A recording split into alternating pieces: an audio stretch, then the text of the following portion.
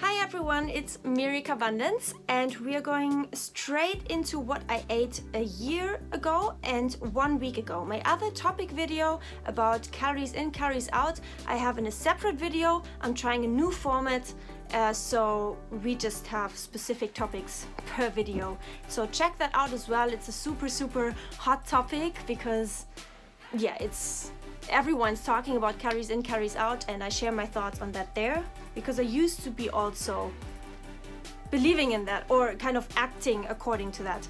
And so, quick announcement, we will have a live stream coming Monday on the 7th of February together with David, my husband. You will be able to ask us any kind of questions you have. It's at 5 p.m. UTC +1. So you can go and Google what's that for your country, but so it's German time 5 p.m. so UK time it's going to be 4 p.m. Okay, I hope to see you there because we're trying it out and we will see how many people actually want it and like it and if it's even a benefit to anyone. And so I'm convinced that it will be if you really are there and are going to be there on time in order to ask us the question, because yeah, it's especially just for you guys. Okay, let's go into what I give it a thumbs up also for this one, what I ate a year ago. And so stay tuned because this it's becoming more and more exciting because I'm going to challenge more and more and you're going to see that. And if you don't know yet, my purpose is to show my whole journey throughout the last year, to show you how I went from quasi recovery to my very last and real recovery from atypical anorexia, which used to be original standard anorexia if you want, but anyone who's not super skinny is considered atypical anorexia, which is pretty much the very same thing in the head, and it really doesn't matter how a person looks. It can be just as terrible as a mental illness, if not even more terrible, because it's not even recognized and everyone thinks, well, you look fine. And yeah, but yeah, I was caught in that for 18 years. 18 years that took away a lot of my life, and so I want to do everything I can to just help people to break free from that as well, like I did after 18 years. And so if you're one of those, I can only recommend you to watch my videos daily and follow and observe the whole development I made last year. And so this was the coffee with plant milk. I was talking about that in other videos very much already. The the chocolate oatmeal cake kind of. I liked to think of it as a cake, which obviously it's not, but like my brain just wanted cake, and so I tried to healthify, like to just make a healthy cake. And so that was it. And I was also challenging the cacao again because I was so sensitive, and I think today it was really just because I didn't eat enough calories, I think also because I ate so many carbs and really was so afraid of fat that maybe it was also kind of a blood sugar thing or metabolism thing, that I just was metabolizing the caffeine in a, like, it was not really going well. I don't know. Yes, so I have the soy yogurt on top for that cakey feeling. Yep. And I was, the fact that I took so many photos of this was, oh yay, I'm eating cake. Like, wow, this is so not restrictive and such abundance. And is it though? Because if someone offered you a real normal, like standard cake, which you obviously mentally wanted at that time, you would have said no thanks. But not, because you can't. It's like there's this mental blockage. It's not healthy enough. You're afraid of the calories. You're actually afraid of the weight gain that could be caused by that, right? And so, yeah, it's an abundant lifestyle. Well, no. Like, well, maybe in the calories that you eat, and maybe in the foods that you're allowed to eat, it might be, or it might feel abundant. But all the other foods that you vilify, they are kind of the opposite of abundance. Yeah. I would have needed someone like me telling you, like, in this video, well, this is not the abundance that you think it is. Just saying.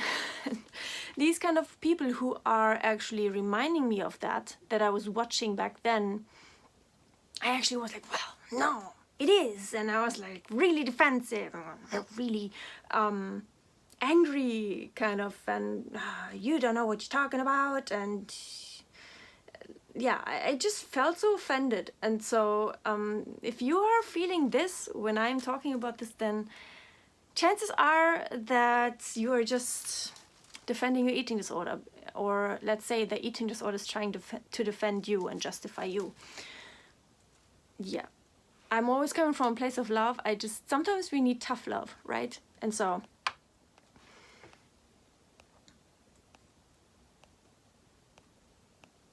yes, more photos, more photos. And I was like kind of so obsessed with the perfect consistency of oats, which is a bit strange. So this was the day when I was publishing my my German video about vegan anorexia and orthorexia, which we will go into. I will react to that. I can't remember anymore what exactly I said there. I'm so excited to watch it, and I will on purpose, not watch it and watch it with you together. So it's my genuine first reaction.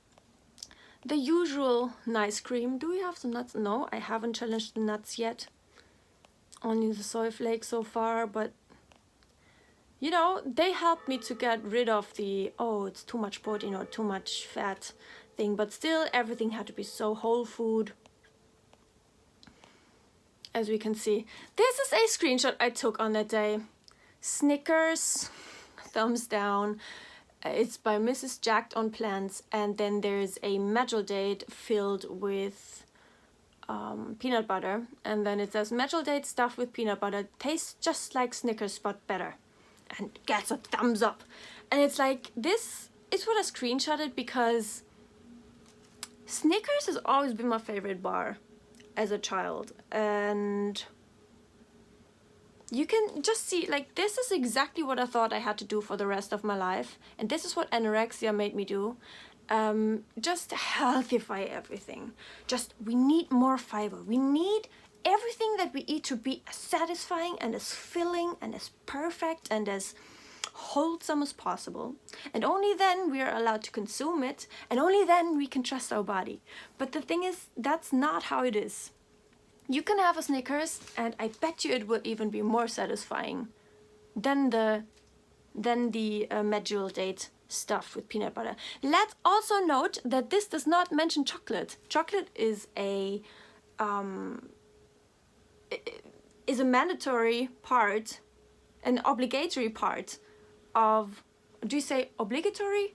Like, it has to be in there. It's not an option. And I think they also said in the comments, I remember actually, and that means something because the anorexia brain remembers everything about about foods. I mean, this is 1 year ago, guys. That's not normal. But this was such an intense moment for me, so I remember this. And in the comments they said, well, yes, you can add cacao or some kind of chocolate, but you don't need it. You don't miss it in any way, shape or form. Well, yes, this comes from someone who loves dates and loves peanut butter. And the combination of both is amazing. But let's not fool ourselves and say this is exactly like that, and like that is not actually my main point. My main point is you do not have to do this in order to have this like in a healthy form. You can have the one and the other, or the other. Like it's not, you don't have to replace, you don't have to substitute. This is just so toxic. Yes, this is delicious, but this is delicious as well. And no, it will not, it does not have to get the thumbs down. It will not just wreck your health. It's just such a fear-mongering. Okay, so I love Snickers and I love dates that taste similar like Snickers, and peanut butters and chocolate and stuff, yes. So this was the dinner. It is tahini dip and soy flakes with arugula there, and then there's mushrooms, Brussels sprouts, some noodles, some microwave potatoes and pumpkin. And you know, guys, I weighed all of this, which is so sad, but I had to weigh it because I knew I wasn't going to eat enough because I would be stuffed. I was very good at stuffing myself and like being like, I was not overeating in any way, shape or form, like especially not calorie wise, but I was extremely full. And that is the only way I felt at peace with myself, because I thought, well, this is, you know, I was just still running away from the mental hunger. And as long as I was physically full, I wasn't craving anything else. But I was still thinking of other things, like it, yeah. Oh, I was just justifying that I was not needing other things then by this kind of concept. And by not weighing anything anymore and by just going without all the rules, I was actually able to recover and eating enough calories easily. Like, it doesn't have to be hard. It's not hard. It's super easy actually once you eat the right things in recovery, which is basically the opposite of what your anorexia brain wants you to believe and makes you think. Yes. Okay, dokie. Then we have what I ate 1 week ago. It is, yeah, it was breakfast together with my husband. Had some bread there, coffee, and there's some soy yogurt and pineapple stuff. Just the whole, for you, the whole, oh, this is some mango soy yogurt even. The whole table we had, and this was on my plate. It's bread and like 2 slices of bread and butter and some veggies and an egg. And this is a chocolate pudding that David made. It's with oat milk. And kind of the same. I put some cheese on there. Thick cheese, as you can see. And like, of course, not a skim kind of cheese. Then this is the egg. We cooked it on the weekend and yeah, like several of them. So as I said, not everything that I eat, like that is on the table, is what I eat in one sitting. Like, you know, I try and make it clear that sometimes, like if something is, if I eat something an hour later, then you will also see. Okay, so, but yeah, this is easily like, this is everything I ate. It's just, I don't know, some people think that I tried to tell them that there were 3 fried eggs on the table and I am suggesting, or that I'm making everyone believe that I ate all of this in one sitting. And it's like, I don't know, I never said that. So why do I assume that? Yeah. So this is pineapple later as a snack with mango yogurt. And then, actually, yeah, I remember this, I'm pretty sure, because I only showed you the cheese on one bread. I would have shown you the other spread if I had eaten that also, but I was already full with the pudding and everything I had there as well. And like, this might be 1 or 2 hours later. I don't know, I don't look at the clock. There's no rules at all. And so I just had this a little bit later with this kind of spread. It's like a milk chocolate spread. And yeah, so this is what I mean. This is exactly what I was talking about a minute ago. Later I had some almond snacks, and this is Cine minis with oats, a whole, like a big bowl. And then I put banana Müllermilch. It's actually a kind of fat reduced milk, but guys, I bought at least 10 of them when they were on offer. a while ago already, and they still sit in our fridge, and I just craved all of them at that time in that stage of recovery. And I had to try them, and I want to try them all of the flavors. And I just knew I have to buy them. It's just something I have to do right now for my recovery. And I just have to be surrounded by these things in order to make recovery happen. And the thing is, they are not as delicious as I thought. Yeah, I just would prefer just neutral, normal milk or plant milk. And then so I just use them now. I don't drink them. I used to actually do that in extreme hunger when I was really challenging, going for things, when I was challenging dairy and milk. And I really like this with sugar and stuff and artificial flavors and whatnot. And when you're like, we will see that throughout the year. You will see everything I ate, and also in the extreme hunger, and how I challenge things. There's going to be more meat emphasized phases also, which I'm through, like, but yeah, and also, yeah, you will see. Just keep tuning in every day. And this is what's in there. Just very, yeah, not very natural. Well, yes, it's just something that, it was not natural and not whole enough. But then again, my eating disorder, when I bought it, was saying, well, yes, but at least it's skim milk, and so it's not as scary as normal milk. And it's like full fat milk, and it's just a mess. And now I just add it to my cereal, just like normal milk, and because it has to be eaten. And it's still fine, but I wouldn't drink it like that. In the extreme hunger, I would like literally just go and drink it. Okie dokie. Okay, we're not going to go into these. This is an apple. On that day I was in a church with David also, and then I took an apple, and also this one. It's a chocolate cacao kind of thing with dates and almonds and hazelnuts. Really nice. Just as a snack. And I was really happy there because I'm able to do this. And yeah, I am living my life so deeply and richly as I can. Amen. I am transforming my body. Yes, and we are transforming it in the best way. I can be kind and gentle to my body. Yes, I make choices that are deeply loving. Yes, and we become more and more able to do that when we recover, because we can really focus on the things that really matter.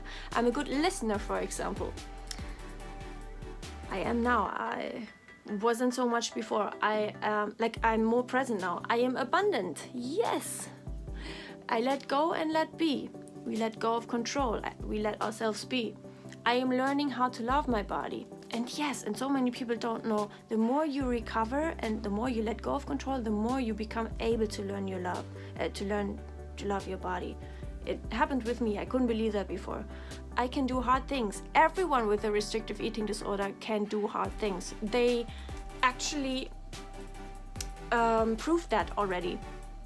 Right? We just have to take that discipline, that ability to do hard things, and just put it all into recovery, into the opposite of what the eating disorder wants us to do.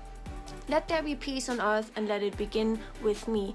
Yes, when we recover, we finally can do things that really matter. For example, be more peaceful. Do things like that, that matter, that have to do with relationship and stuff. I release jealousy on comparing myself to others. This is also something that's so much easier with recovery. Okay, I'm not going into this one. This was my dinner. This is gnocchi and broccoli and a cashew red pepper sauce, and lots of that. Lots and lots. Very creamy, very rich. This is some cheese. This is soy yogurt. This is lettuce. Love broccoli. Broccoli, you say. And some peanut butter as well, as always. Okay, give this a thumbs up or a thumbs down. My other topic video is separate, as I said, so go watch that as well, and I will see you next video. Bye.